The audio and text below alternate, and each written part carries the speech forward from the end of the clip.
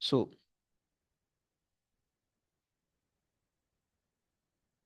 Alternating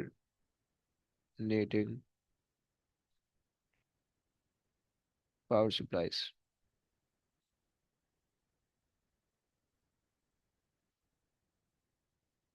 सही है।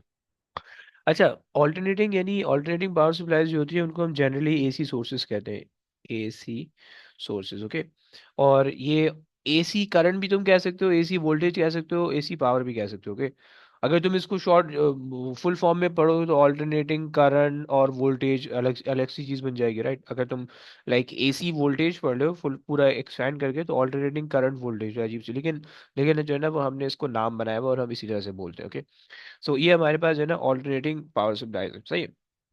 तो सबसे पहले तो हम ये देख लेते हैं कि ऑल्टरनेटिंग पावर सप्लाई आपको दिखती कैसी है, ओके। यानी कौन कौन सी जो है ना वो आपके पास ऑल्टरनेटिंग पावर सप्लाई होती है, पहले तो वो देखते हैं। और फिर उसके बाद देखते हैं कि इनको क्या करना है, इनके साथ करना क्या है, ओके। तो सबसे पहले तो चलो ये कुछ कर लेते हैं। सो हमारे पास जो है ग्राफ के अंदर चले जाते हैं।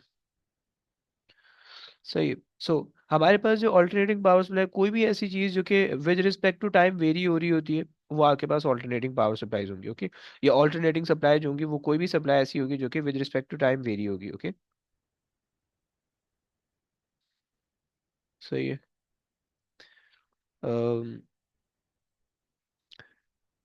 N input varies with time, right. An input power supply varies with time, तुम इससे से क्या पावर सप्लाई के अंदर वोल्टेज कौन सा आ जाएगा, इनपुट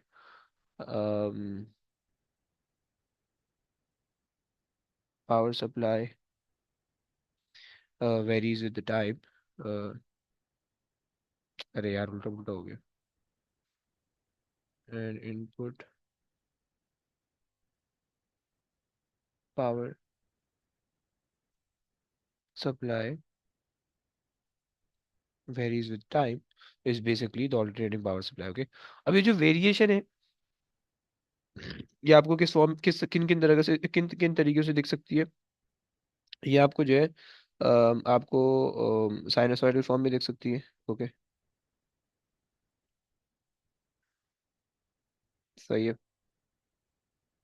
ये आपके पास जो है वो साइनसॉइडल फॉर्म हो गई, सही है। अच्छा जनाब, एक चीज हो गई। और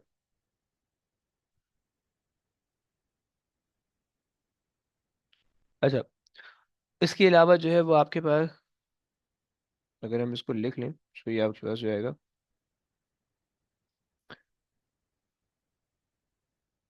साइनोसॉइडल।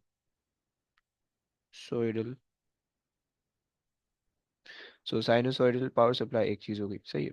अच्छा, इसी तरह से हमारे पास ये साइनोसॉइडल वेव हो गई, सही है। साइनोसॉइडल वेव चाहे वो स्टार्टिंग जीरो से स्टार्ट हो चाहे वो मैक्सिमम से स्टार्ट हो, सही है। मैथ्स में तुमने साइन कॉस की टर्म में पढ़ा होता है, यहाँ पे साइनोसॉइडल वेव दोनों हो जाएगी, ओके। इसी तरह से तुम्हारे पास जो है अगर एक वेव है वो लेट से तुम्हें इस तरह से दिख रही है। हम्म, सही है। वो तुम्हें जो है ना ट्रायंगुलर फॉर्म में दिख रही है, लाइक सर वाई एक्सिस पे क्या है? वाई एक्सिस पे दो तीन चीजें हो सकती है, बताता हूँ। एक दो और ये तीन, सही है।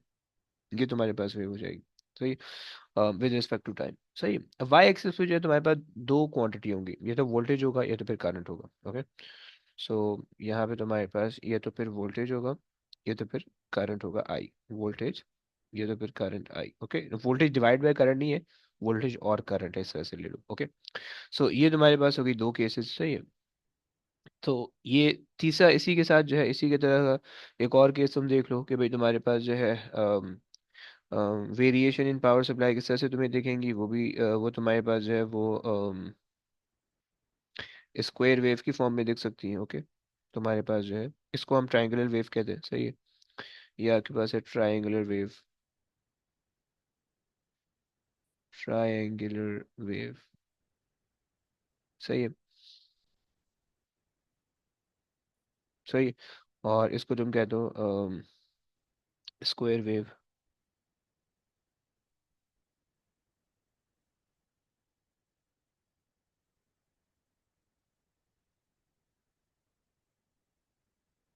सही है, ये तुम्हारे पास हो गई स्क्वायर वेव, सही है। सो अच्छा जनाब, विद रिस्पेक्ट टू टाइम है, सही है, वोल्टेज या करंट कोई भी वैल्यू होगी, सही है, ये तुम्हारे पास आ जाएगी स्क्वायर वेव।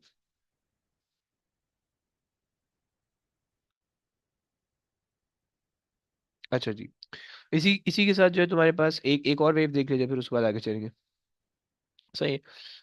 इसके अंदर से ट्राइंगुलर वेव और सॉरी रेक्ट ये स्क्वायर वेव और साइनसॉइडल वेव ये हमारे सिलेबस में, बाकी सारी जो है मैं सिर्फ समझाने के लिए बता रहा हूँ, ओके। सो ये जो हमारे पास है, इसके अलावा ये वाली जो है सॉ टूथ वेव हम कहते हैं, सही है। तुम्हें गंदी गंदी सी दिखेगी, लाइक दिस।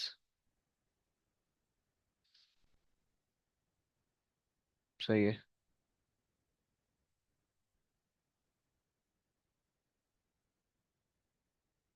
अच्छा जनाब,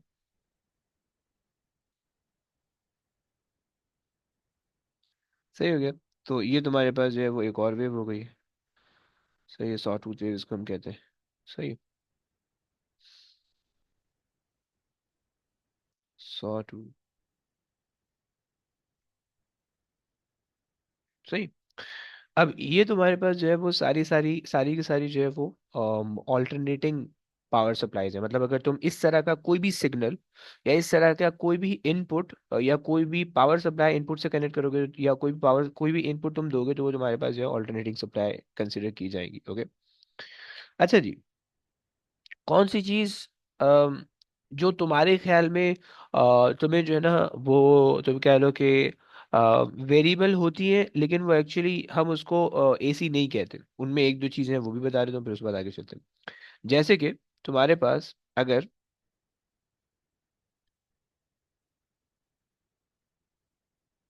कोई ऐसी चीज है कि जिसके अंदर जो है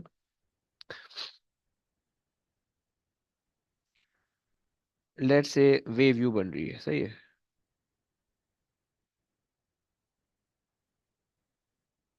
सही हो गया, इस तरह से वेव बन रही है, सही है। तो इन इस केस को जो है ना तुम ऑल्टरनेटिंग नहीं कहोगे, ऑल्दो तुम्हें दिख रहा है, सही है, लेकिन तुम इसको ऑल्टरनेटिंग नहीं कहोगे, okay.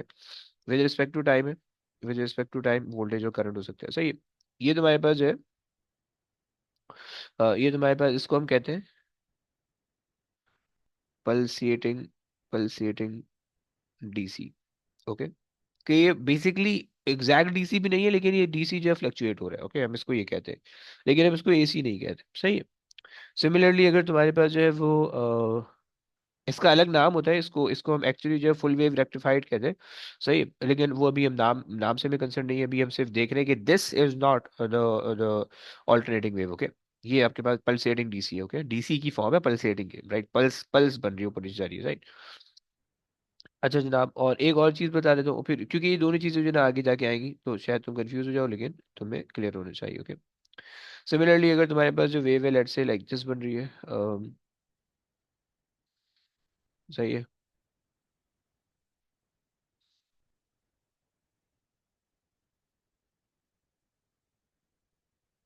Okay.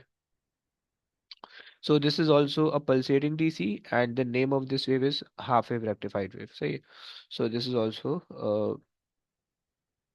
a pulsating DC, right? सो ये बात होगी, सही। तो अब तुम्हें ये चीज़ तो सबसे पहले पता चल गई कि तुम्हारे पास कौन सी वेव जो है वो आपके पास जो है वो है ऑल्टरनेटिंग है, और कौन सी वेव जो है वो ऑल्टरनेटिंग नहीं है, ओके।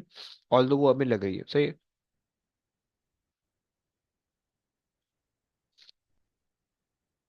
अब यहाँ से हमें सबसे पहले ये समझना है कि हमारे पास ये ऑल्टरनेटिंग वेव तो आ गई, अब हमें इसको इस पे क्या परफॉर्म करना है, हमें इसको क्यों हम क्यों पढ़ रहे हैं, सही है। इस स्टडी का मकसद हमें समझना है, राइट, और इस चैप्टर में हमने करना क्या है वो समझना है। तो देखो, हमारे पास जो इलेक्ट्रिसिटी जनरेट होती है ना, सबसे पहले तो ये समझो कि हमारे पास जो इलेक्ट्रिसिटी जनरेट होती है वो हमारे पास ऑल्टरनेटिंग फॉर्म के अंदर जनरेट होती है, ओके। इलेक्ट्रिसिटी डीसी फॉर्म में जनरेट नहीं होती, सही है? तो इलेक्ट्रिसिटी क्या होती है, सबसे पहले इलेक्ट्रिसिटी ऑल्टरनेटिंग फॉर्म में जनरेट होती है, ये चीज हमने पढ़ ली, सही है।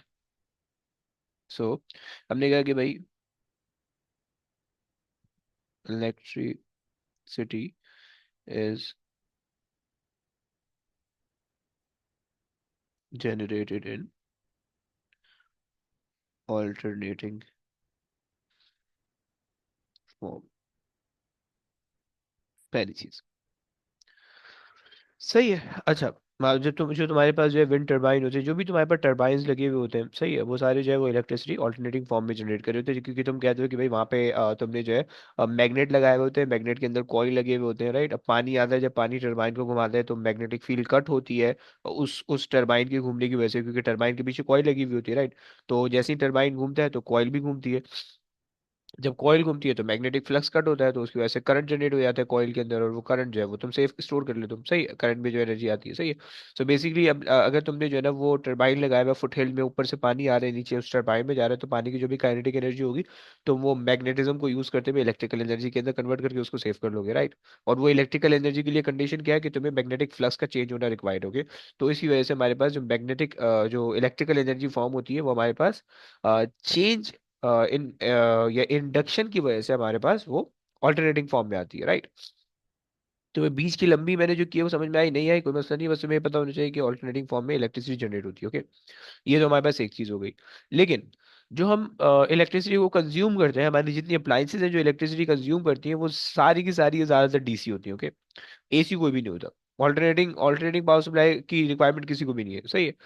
हर कोई क्या चाहता है कि उसके पास डीसी पावर सप्लाई उसको मिले, सही है। ये हमारे पास है। ये नहीं तुम्हारा मोबाइल का चार्जर है, तुम्हारा लैपटॉप का चार्जर है, सही है, वॉशिंग मशीन है, मोटर है, जो भी है, वो तुम्हारे पास जो है वो एक कांस्टेंट आउटपुट पावर रिक्वायर्ड उसको चाहिए, सही है। अब तो खैर बहुत ज़्यादा एडवांस हो गई है सिस्टम। ये जो हम चीज़ें पढ़ रहे हैं ना, ये जो हम ऑल्टरनेटिव जो अभी अभी जितने भी कॉन्सेप्ट हमने इस चैप्टर के अंदर पढ़ रहे हैं, तकरीबन 90s की टेक्नोलॉजी, अभी अभी की जो चीज़ें हैं वो सब तुम यूनिवर्सिटी में जाके पढ़ोगे, ओके, अगर तुम्हारे पास इलेक्ट्रॉनिक्स का कोई भी कोर्स गलती से आ जाता है तो। हम्म, अगर तो तुम्हारे पास इलेक्ट्रॉनिक्स का अगर तो तुम इलेक्ट्रॉनिक्स के अंदर तुम्हारी कोई स्पेशलाइजेशन नहीं होगी, कुछ भी नहीं है, तो ये जो हम ए लेवल्स के अंदर पढ़ रहे हैं यही एग्जैक्ट सेम चीज़ तुमने यूनिवर्सिटी के अंदर जाके पढ़नी है। तुम ए लेवल्स की चीज़ें संभाल के अपने यूनिवर्सिटी में काम आ जाएगी फिर इसमें, सही है। अच्छा, अब हमारे पास हमने ये कहा कि भाई हमारे पास जितनी अप्लाइंसेज है वो सारी की सारी हमारे पास क्या है, वो सारी की सारी जो है ना वो डीसी डीसी बेस्ड है, ओके, उनको डीसी रिक्वायर्ड है, वो एसी पे नहीं काम करती। तो उसके लिए हमें हमें जो है वो डीसी को, सॉरी, हमें एसी को कन्वर्ट करना होगा डीसी के अंदर, ओके, ताकि हम उसको यूजफुल कर सकें, okay. So all the appliances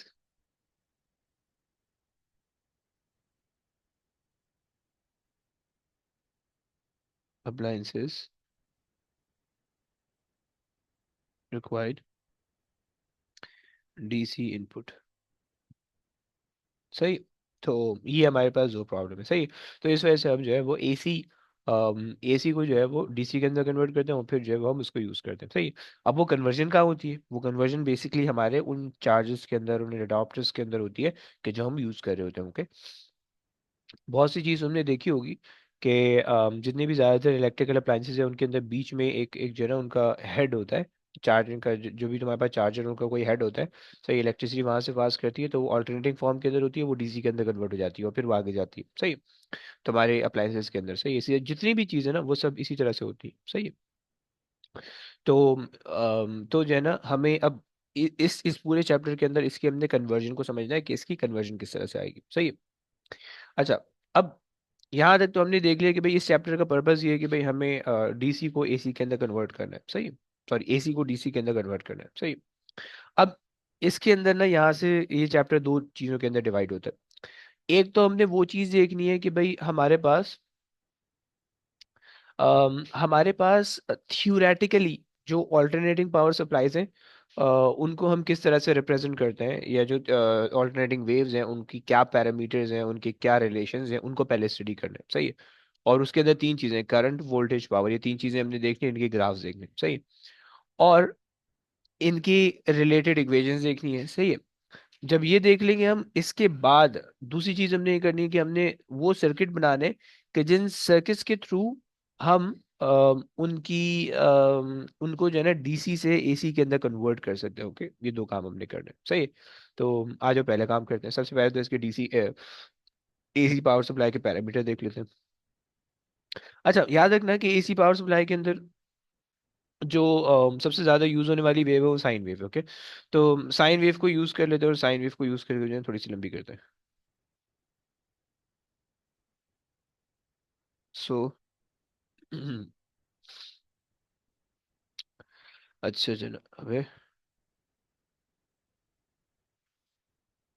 अल्लाह अकबर। ये आ गई। एंड सही है, मान लो ये मेरे पास आ गया इनपुट। सही, मैंने इसको किया दो हिस्सों में। सही हो गया। और यहाँ से इसको कर देते हैं, यहाँ से इसको मिटा देते हैं। ओके, नाउ सो अब हमारे पास केस ये है कि अगर तुम ये मेरे पास अगर एक एक इनपुट वैल्यू है या इनपुट वोल्टेज है, सही है, input alternating input power supply है, सही है, तो इसको ऐसे समझ लो, सही है। अब यहाँ पे कुछ भी हो सकते हैं, यहाँ पे करंट भी हो सकता है और यहाँ पे वोल्टेज भी हो सकता है, दोनों चीजें हो सकती हैं, सही है। सो इससे प्लीज कंफ्यूज मत होना, सही है। ये हमारे पास आ गई। अच्छा, सो हम यही काम पहले करंट के लिए भी कर लेते हैं, फिर वोल्टेज के लिए भी कर लेंगे, सही। सो हमारे पास वोल्टेज आ गया, वोल्टेज के लिए कर लेते हैं, करंट के लिए कर लेते हैं, सही। वोल्टेज और करंट, सही। सो सबसे पहले अगर हम देखें तो भाई हमारे पास जो यहाँ से यहाँ तक का वोल्टेज होने वाला है, ये हमारे पास पीक वोल्टेज होने वाला है, सही। इसको हम जो है वी नॉट से रेफर कर रहे होंगे, सही। वी नॉट,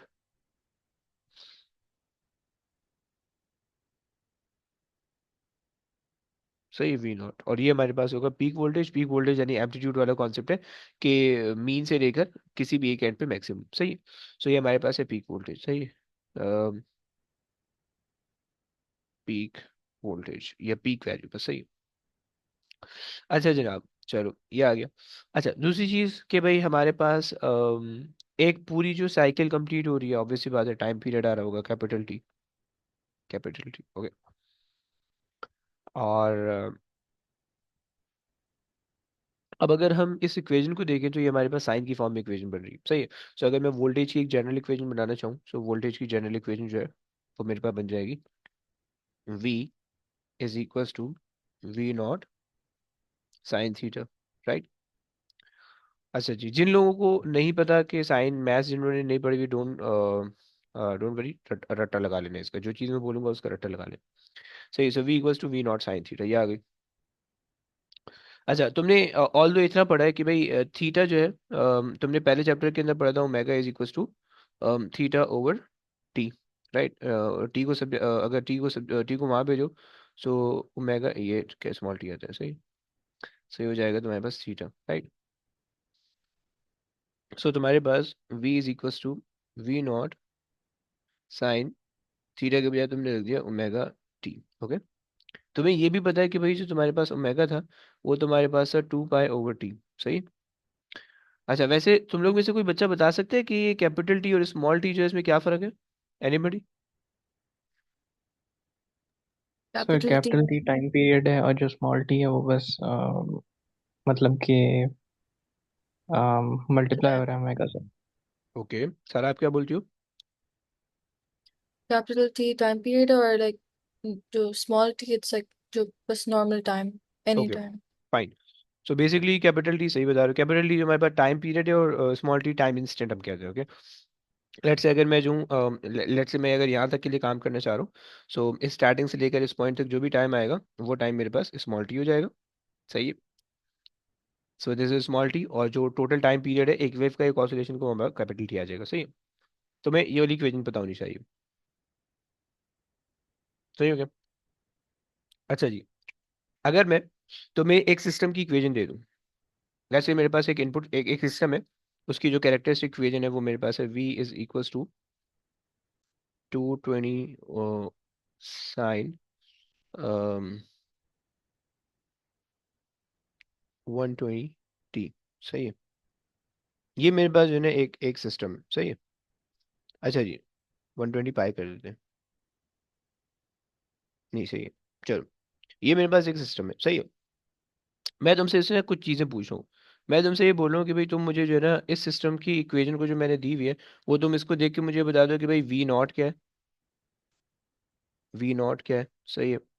और तुम मुझे जो है वो ओमेगा बता दो, ओमेगा क्या है। और तुम मुझे जो है वो टाइम पीरियड बता दो, या फ्रीक्वेंसी बता दो, चलो। यस, कोई मुझे बता सकता है, एनीबॉडी? वी नॉट 220 हो गया। Very good. तुम सिर्फ कंपेयर करते जाओगे, राइट? तुमने ओरिजिनल इक्वेशन जी। तुम्हें पता थी, तुमने जैसे इसको कंपेयर कर लिया, सही है। सो वी नॉट तुमने कहा कि 220 है। ओमेगा कितना भाई?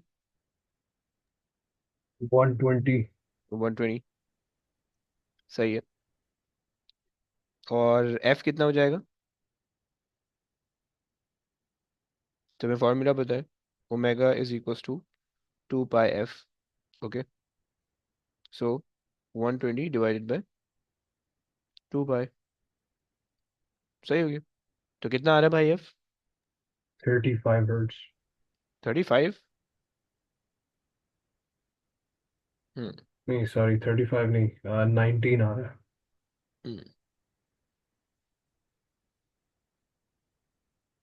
19 हर्ट्ज, ओके। यानी ये हमारे पास एक ऐसा सिस्टम बन गया कि जिसके अंदर पीक वोल्टेज जो है वो तुम्हारे पास जो है वो 220 का जा रहा है, सही है। टाइम पीरियड तुम जो है 1/19 करोगे, निकल आएगा। सही है। फ्रीक्वेंसी यानी 1 सेकंड के अंदर तुम्हारे पास 19 वेव बन रही है, सही है। ये बात क्लियर होती है, यानी प्रॉब्लम? इस तरह के क्वेश्चन बहुत ज्यादा आते हैं, सही है। तो हमें बस सिर्फ कंपेयर करना होता है कि तुम्हारे पास जो है वो इसकी क्या आपस में कंपैरिजन बनता है, सही है। अच्छा, सिमिलर कॉन्सेप्ट जो है वो करंट के लिए भी है, सही है। करंट को अगर तुम देखोगे तो करंट की जो जनरल इक्वेशन बनती है वो बनती है I is equals to I naught sine omega t, right? ये तुम्हारे पास करंट की इक्वेशन बन जाती है, सही है। सो अगर तुम्हें मैंने जो है वो, लेट्स से ये मैंने एक वेव दी हुई है, सही है। और मैंने ना इसका पीक करंट बताया हुआ है तुम्हें। मैंने तुम्हें इसका पीक करंट बताया हुआ है, let's say as 20 ampere, okay. और मैंने ना इसका तुम्हें टाइम पीरियड बता दिया 20 मिली सेकेंड, सही है। मिली सेकेंड। और मैं तुमसे ये कह रहा हूँ कि जो है ना मुझे इस पॉइंट पे, कि जब टी जो है वो 8 मिली सेकेंड है, इस पॉइंट पे जो है ना मुझे निकाल दो करंट कितना आ रहा है, कितनी वैल्यू होगी करंट की। ओके, 8 मिली सेकेंड पे करंट निकाल दो, क्या करोगे? यस, कोई बता सकते हैं? सारा बता सकती हो, सारा? इसमें क्या करोगी? Mm, ये टू आई हम्म। नॉट की जगह 20 ओके। और साइन हम्म। ओमेगा की जगह, टू ओमेगा की पाई ओवर जगह, ओके, 2 पाई ओवर 20। 20 मिली सेकेंड है, मिली सेकेंड का क्या करें? सेकेंड्स में कन्वर्ट करेंगे। ओके, एक्सपोनेंट -3, सही है। और टाइम कितना ले लें? वो तो ढूंढना होगा ना। अबे ओए, नहीं ले सॉरी लो सॉरी फिर, 8 सॉरी क्योंकि सॉरी उसी 8 पे तो तुम्हें काम करना है, सही एट ना? इंटू 8 इंटू वेरी गुड, सही हो गया। तो ये तुम्हारे पास आ गया, ओके। अब जरा करंट निकाल लो, कितना आता है? 0.87 आ रहा है। ओके, पक्का पक्का भाई? जी सर। 0.87, फाइन। ओए, तुम लोग ने रेडियन के अंदर कन्वर्ट किया कैलकुलेटर? नहीं। तो फिर कैसे कन्वर्ट करते भाई?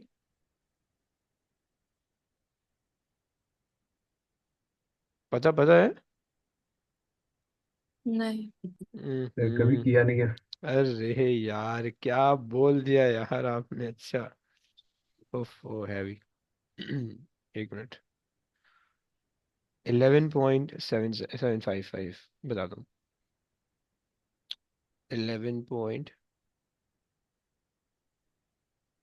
ओके, और 7, 11.7 या 11.8 ले लो, सही। 11.8 एम्पियर्स, सही हो गया। सो देखो, मैं कन्वर्ट करने का इसलिए बोल रहा हूँ क्योंकि अगर साइन के अंदर पाया जाता है ना, तो वहाँ पे आपको जो है ना वो कैलकुलेटर को रेडियन के अंदर कन्वर्ट करना पड़ेगा, डिग्रीज में नहीं आएगा आंसर, सही है। अच्छा रेडियन, ये तो आप जो है वो इसको डिग्रीज के अंदर ले लो, यानी 2 पाई के बजाय 360 ले लो, सही है, काम हो जाएगा। रेडियन में कन्वर्ट नहीं करना पड़ेगा, या तो फिर जो है कैलकुलेटर में अगर रेडियन में कन्वर्ट करना है, तो अगर तुम्हारे पास जो है वो महंगा वाला कैलकुलेटर है जैसे मेरे पास है, तो तुम जो है शिफ्ट दबाओ, फिर तुम जो है मॉड वाला की दबाओ, और फिर तुम 4 दबा दो, ओके। सो शिफ्ट, सही है, एंड देन तुमने जो है वो मॉड प्रेस करना है, सही है। या जब तुम शिफ्ट प्रेस करोगे तो वो मॉड की बजाय सेटअप खोलेगा, ओके। सो तुम्हारे पास सेटअप में तुम जाओगे, सही है, एंड फिर उसके बाद तुमने जो है वो 4 प्रेस करना है, सही है। सो जब तुम 4 प्रेस करोगे तो तुम जो है वो रेडियन में आ जाओगे, सही है। और जब तुम यही काम ये जो है वो तुम्हें रेडियन के अंदर ले जाएगा, सही। और जब यही काम तुम उल्टा करोगे, यानी शिफ्ट सेटअप और 3 दबाओगे, तो तुम डिग्रीज के अंदर आ जाओगे, सही। दोनों चीज़ें तुम्हें आनी चाहिए, तब जाके जो है तुम डिग्रीज और रेडियन के अंदर कन्वर्जन कर सकते हो, सही है। ये चूंकि हमारे सिलेबस में तुमसे पूछ सकते हैं फर्स्ट चैप्टर के अंदर, तो तुम्हें आना चाहिए थोड़ा बहुत, सही है। सेटअप, और फिर जब तुम 3 के अंदर आओगे तो तुम वापसी डिग्री के अंदर आ जाओगे, सही। अगर जो तुम्हें इससे बहुत ज़्यादा वो नहीं है, अंडरस्टैंडिंग नहीं है, देन बस उसको रेडियन को डिग्री के अंदर कन्वर्ट कर लो, और फिर कन्वर्जन नहीं करो, सही। कैलकुलेटर को कुछ, कैलकुलेटर का मोड चेंज नहीं करो, बस सिर्फ रेडियन को डिग्री के अंदर कन्वर्ट कर लो, ओके। और यहाँ हमारे पास डिग्री आ जाएगा, सही। सेटअप के जो ऊपर तुम्हें लिखा हुआ होगा, सेटअप के ऊपर तुम्हें जो है ना वो मॉड का की लिखा हुआ होगा, MODE, सही है। ओके बच्चों, क्लियर है। नाउ ये एम्पियर की हमने कहानी देख ली। अब उसके बाद जो है वो हमारे पास ये तो हमने देख लिया, सही है। अब प्रॉब्लम हमारे पास ये है कि ये तो हमने समझा कि भाई हमारे पास जो पीक वैल्यू है और जो टाइम पीरियड है, ये सब चीज़ें जो है वो इसके अंदर किस तरह से आ रही हैं, ये हमने चीज़ें समझी। लेकिन अब प्रॉब्लम ये होता है कि भाई अगर हमने डीसी एसी वोल्टेज को डीसी वोल्टेज से रिलेट करना है, तो हम क्या करेंगे, सही। उसके लिए हमें क्या ऐसा करना पड़ेगा कि जिससे हमारे पास जो है वो एसी वोल्टेज और डीसी वोल्टेज रिलेट हो सके। जैसे तुम्हारे पास एग्जाम्पल के तौर पे तुम्हारे पास किलोमीटर है, तुम्हारे पास मीटर है, अब तुम कैसे उनको रिलेट करते हो, तुम्हें पता है कि भाई okay 1000 metre is basically 1 kilometre, okay, तुम्हें ये बात पता है, सही है। तो इसी तरह से हमारे पास कोई ऐसा कन्वर्जन फैक्टर होना चाहिए जो कि जो है ना वोल्टेज को, ये तुम कह लो कि जो तुम्हारे पास जो है जो तुम्हारे पास डीसी वोल्टेज को एसी वोल्टेज या एसी वोल्टेज को डीसी वोल्टेज के अंदर कन्वर्ट करने में हेल्प करे, सही है। तो उसके लिए हमारे पास दो काम कर सकते हैं, सही है। अब डीसी वोल्टेज चूंकि कांस्टेंट होता है, सही है। सो अगर मैं इसका एवरेज निकालने की कोशिश करूं, एक काम कि भाई मैं इसका एवरेज निकाल लेता हूँ, एवरेज निकालूंगा, तो लेकिन प्रॉब्लम ये है कि तुम लोग बता सकते हो देख के तुम्हें एवरेज इसका क्या लग रहा है। कोई मुझे बता सकता है कि इसका एवरेज क्या है? तुम लोगों ने जिन्होंने चैप्टर पढ़ा हुआ है उनको अंदाजा होगा, लेकिन बता सकते हो कि अगर मैं ऑल्टरनेटिंग पावर सप्लाई का मैं एवरेज निकालूं तो मेरे पास क्या एवरेज बनेगा? एनीबडी?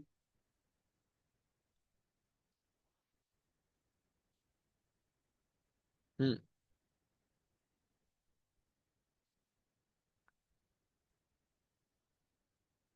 देखो, प्रॉब्लम ये है कि तुम जब इसमें एवरेज निकालोगे तो तुम्हारे पास जो है ना एवरेज जीरो आ जाएगा, सही।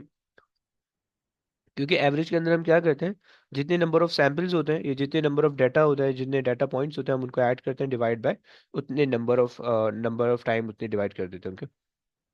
सो यहाँ पे अगर तुम मान लो कि हम दो डाटा पॉइंट्स ले लेते हैं अपनी आसानी के लिए, एक ऊपर ले लेते हैं, एक नीचे ले लेते हैं, ठीक। तो ऊपर वाला प्लस में होगा, नीचे वाला माइनस के अंदर होगा, राइट। जब तुम दोनों को ऐड करोगे तो जीरो रिजल्ट हो जाएगा, डिवाइड बाय टू करोगे तो भी जीरो ही हो जाएगा। अगर तुम चार वैल्यू ले लो, दो ऊपर की, दो नीचे की, सही है। तो तुम्हारे पास ये इससे कैंसिल हो जाएगा, ये इससे कैंसिल हो जाएगा, तुम्हारे पास स्टिल जीरो बच जाएगा। अच्छा जी।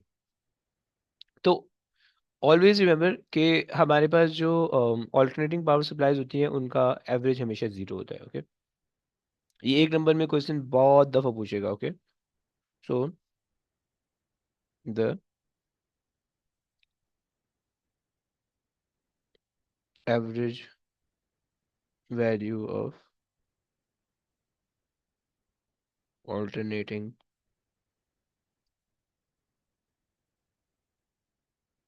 पावर सप्लाई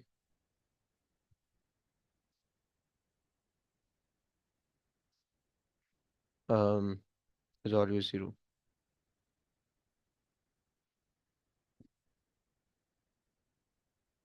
तो ये बात तुम्हें पता चल गई, सही। और जीरो की मैंने लॉजिक भी तुम्हें बता दी है। अब तुम्हारे पास जो है वो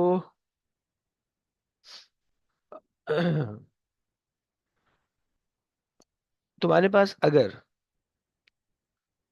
एवरेज इसका जीरो आ रहा है तो हम एवरेज तो ले ही नहीं सकते, सही है। तो इसके अलावा फिर क्या लें? तो उसके अलावा फिर जो है ना, हम एक और काम भी कर सकते हैं कि भाई हम आरएमएस वैल्यूज ले सकते हैं, सही है। आरएमएस वैल्यूज लेके हम काम कर सकते हैं। अबे यार, ये किसी के पप्पो की शादी है, अजीब। पटाखे फाड़ने। अच्छा जी। सो अब यहाँ पे जो है, इंस्टेड ऑफ एवरेज वैल्यू हम क्या ले लेते हैं? आरएमएस वैल्यू के। तो यूजिंग द आरएमएस वैल्यू,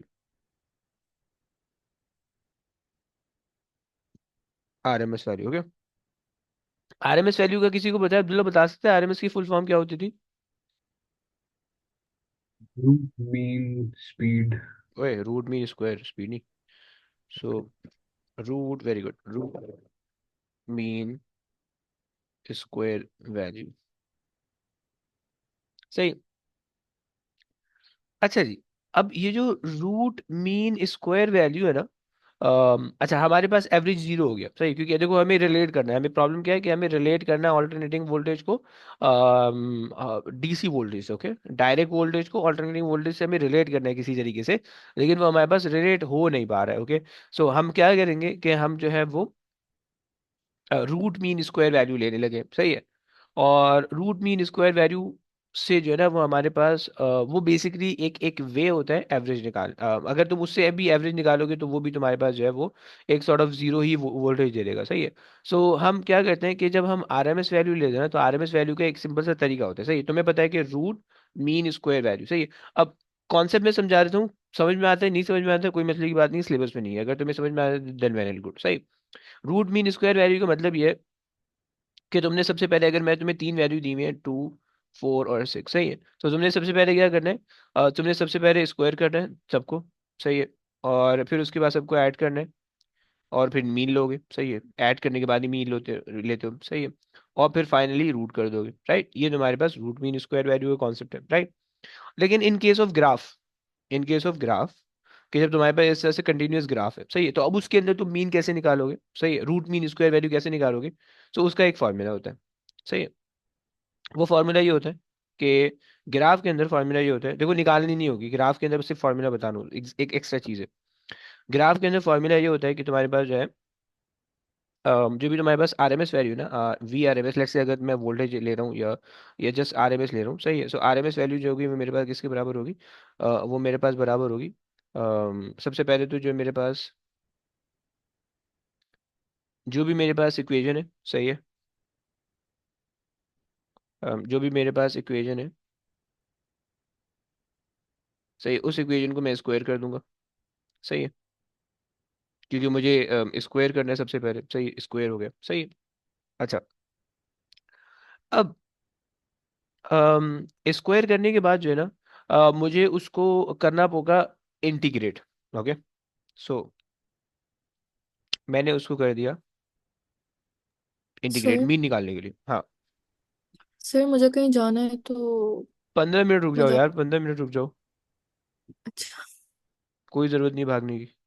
बस 15 मिनट लंबी नहीं कर रहा ज्यादा, बस 5 7 मिनट दे दो बस, सही है। सो तुमने सिर्फ फॉर्मूला समझ लो, समझ में आता है नहीं समझ में आता, फाइन, कोई मसला नहीं है, सही है। इक्वेशन है, इक्वेशन को तुमने डिवाइड करना है विड्थ से, सही है। सही है, और तुमने इसको पूरे को अंडर रूट कर देना है। सही है, अंडर रूट। सही है। अगर जो तुम में से कोई मैथ्स वाला बच्चा, मैं सिर्फ इक्वेशन लिख देता हूँ, तुमने अगर सॉल्व करनी हो तो तुम सॉल्व कर लेना अगर तुम्हारा शौक हो। तो इक्वेशन तुम्हारे पास आ रही है, लेट्स से हम ले रहे हैं V not sine omega T, okay. और तुम चूंकि इंटीग्रेट करो, सो इंटीग्रेट करोगे, so with respect to D omega T integrate करोगे, सही है। और तुम लिमिट लगा देना पाई से कहाँ तक लगाओगे?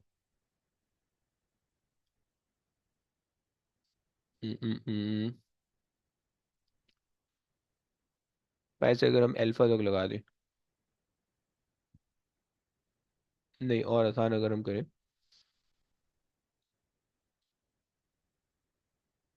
या चलो 2 पाई से 0 तक लगा देते। सर ये इंटीग्रेशन नहीं है डिफरेंशिएशन ना। का रिवर्स ही अबे, होता है। हाँ जी हाँ जी, नहीं है, बस मैं सिर्फ फॉर्मूला लिखवा रहा हूँ, ओके। और विड्थ जो है तुम्हारे पास 2 पाई, सही है। और तुम इस पूरी चीज़ को अंडर रूट कर दो। और तुमने डिफरेंशिएशन कहाँ सुन लिया अभी?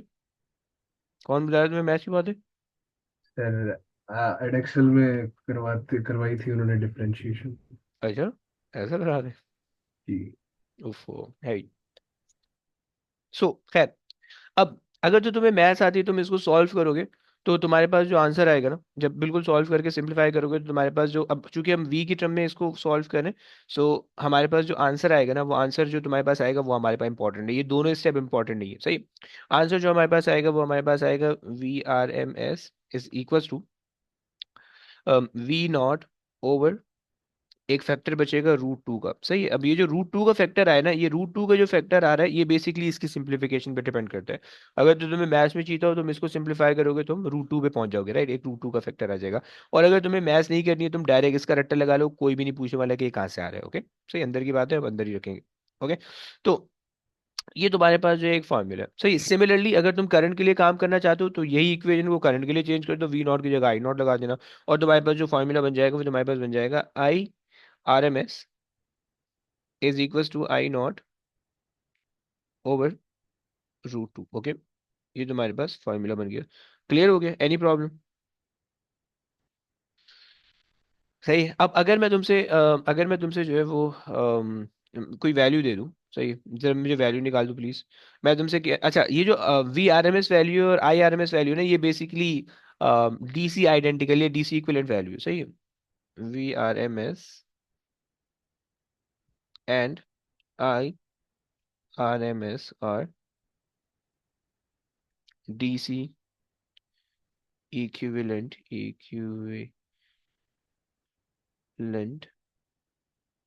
इन AC, ओके। यानी अगर तो तुम्हारे पास सर्किट DC है, तो तुम डायरेक्ट DC का वर्ड इस्तेमाल करोगे, राइट। लेकिन अगर तुम्हारे पास सर्किट AC, सर्किट के अंदर AC पावर सप्लाई है, तो तुम उसके अंदर जो है वो DC के इक्विवेलेंट जो भी चीजें होंगी ना, तुम उसको RMS वैल्यू से नाम दोगे, ओके। ये तुम कहा करोगे। सही हो गया। सो ये तुम्हारे पास जो है एक छोटा सा कॉन्सेप्ट आ गया, राइट। अब अगर मैं तुम्हें लेट से दे रहा हूँ, एक मैं तुम मुझे है एक मैं जो है तुम्हें एक सर्किट बना के दे रहा हूँ, और उसके अंदर जो है ना मेरे पास AC पावर सप्लाई है, सही है। और मैंने जो है वो यहाँ पे एक लोड कनेक्ट कर दिया, सही है। सही है, और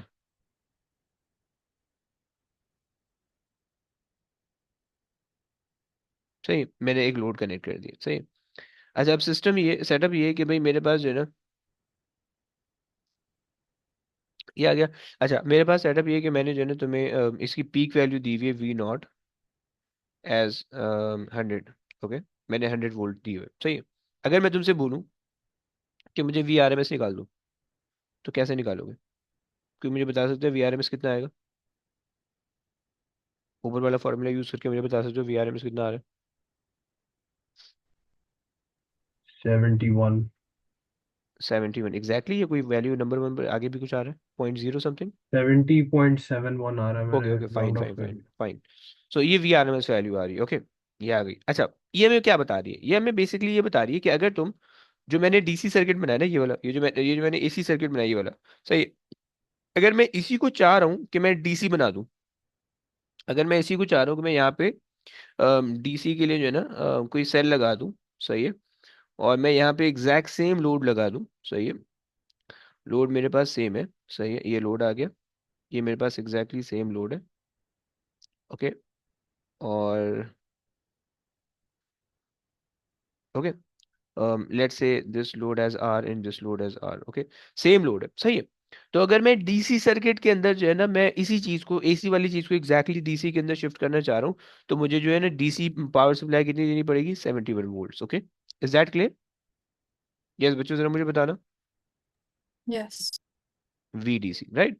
सो अगर मैं एक एसी सर्किट मैंने तुम्हें दिया हुआ है, सही है, और मैं तुमसे बोल रहा हूँ कि भाई अगर तुम इसको डीसी के अंदर कन्वर्ट करोगे तो तुम्हें कितनी वोल्टेज चाहिए होगी, तो तुम क्या करोगे, सबसे पहले आरएमएस वैल्यू निकाल लोगे, सही है। सो वो आरएमएस वैल्यू जो है ना, वो तुम्हें ये बताएगा कि तुम्हारे पास जो है इस सर्किट के अंदर डीसी वैल्यू तुम्हें कितनी रिक्वायर्ड है, ओके। क्लियर हो गया, क्लियर हो गया, एनी प्रॉब्लम, कोई मसला, किसी को कोई मसला? No. परफेक्ट, सही है। इसी चीज को देख के बस आखिरी 1 मिनट दे दो, इसी चीज को देख के बस डेफिनेशन लिखते हैं, उसके बाद एंड करते हैं, सही। सो हमारे पास जो है आरएमएस वैल्यू की डेफिनेशन, सही, वी आर एम एस की, आई आर एम एस की, वी आर एम एस की डेफिनेशन, सही है।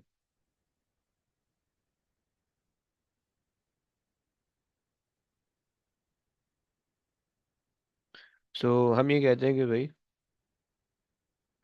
It is the AC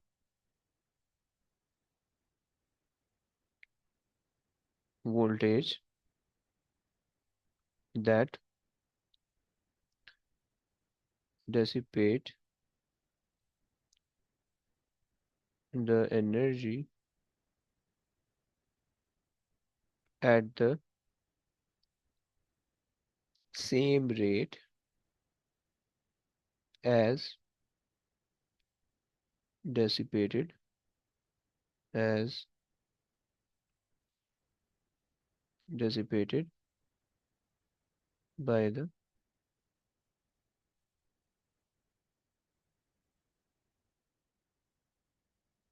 DC voltage of the same value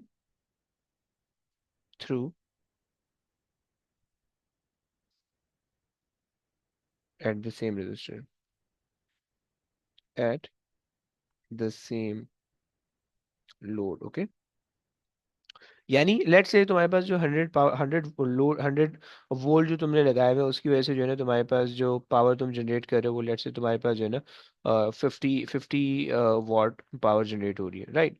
तो अब इस इतनी वॉट की पावर अगर तुमने यहाँ पे भी जनरेट करनी है, लेकिन तुम चाह रहे हो कि तुम डीसी वोल्टेज इस्तेमाल करो या डीसी बैटरी इस्तेमाल करो, तो तुम्हें उसके लिए सिर्फ और सिर्फ 71 वोल्टेज की बैटरी चाहिए होगी, या वोल्ट की बैटरी चाहिए होगी, ओके। ये बात समझ में आती है? अगर तो ये बात समझ में आती है तो वेरी गुड, बस इसी को हम कॉपी पेस्ट करते हैं, आईआरएमएस की वैल्यू बनाते हैं और फिर आगे लेके चलते हैं, सही है। सो ये आ जाएगा, डुप्लीकेट कर देते हैं, सही, ओके। वी की जगह तुम कर दो आई, सही है, और आर, अच्छा जी, it is the AC current, सही है, at that dissipate the energy at the same rate as dissipated by the DC current, current of the same value at the same resistor, okay. या through the same resistor कह दो या eight the same resistor कह दो, सही। ये तुम्हारे पास हो गई दो चीजें, सही है। बस करिए, आगे बढ़े। मुझे एक छोटी सी चीज और करानी है, लेकिन तुम्हें जाना है, तुम भाग रही हो। Yes. हम्म, ये ईशा के साथ ही जाना है तुम्हें? नहीं नहीं नहीं। अबे यार, अच्छा, चलो खैर, भागो फिर। अब्दुल्ला क्या कहता है, आगे बढ़िए, बस करें? फिर बस कर दे। है, चलो फिर सही है। चलो फिर एंड करते हैं, बाकी फिर इंशाल्लाह सैटरडे वाली क्लास में लंबी करेंगे, और सर्किट समझना, और फिर उसके बाद ये चैप्टर कंप्लीट हो जाएगा, सही। चलो बस आज के लिए इतना ही रखते हैं, सही। चले, Love ओके, टेक केयर, अल्लाह हाफिज़, it. अल्लाह हाफिज़, अल्लाह हाफिज़।